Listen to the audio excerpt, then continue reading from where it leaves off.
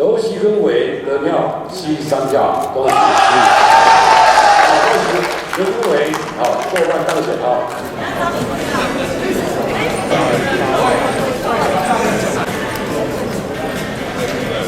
游行会议票，游行分票，游行会议票，游行分票，游行会议票，游行分票。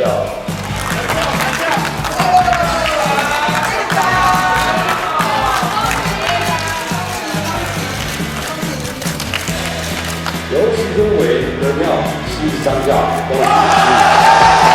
恭喜徐坤伟，好，过半当选啊！赖世宝元36票，杨成伟1票，高金淑梅为1票，赖明伟也1票。好，那选举结果由刘徐坤伟13票，超过本次选举总人数过半啊，当选为本届院长。现在。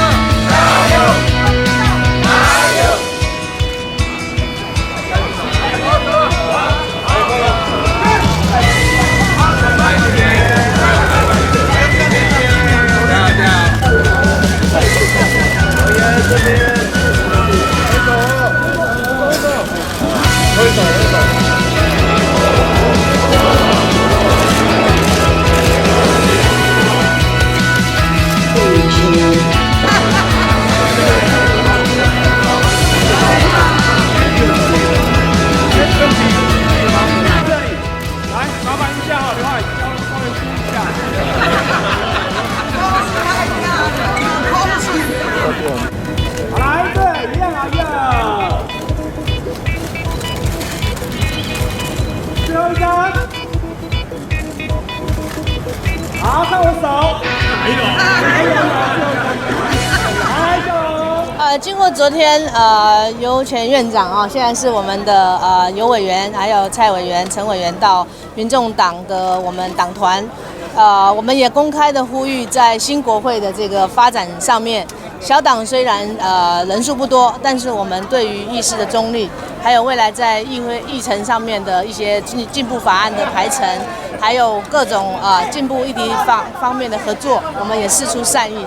所以昨天游委员由前院长也特别呼应了我们提出来的国家治理，还有还权于民还政于民，以及这个财政。所以他说他也乐观其成，能够在进步的议题方面这个全力推动所以基于这样的一个善意也好。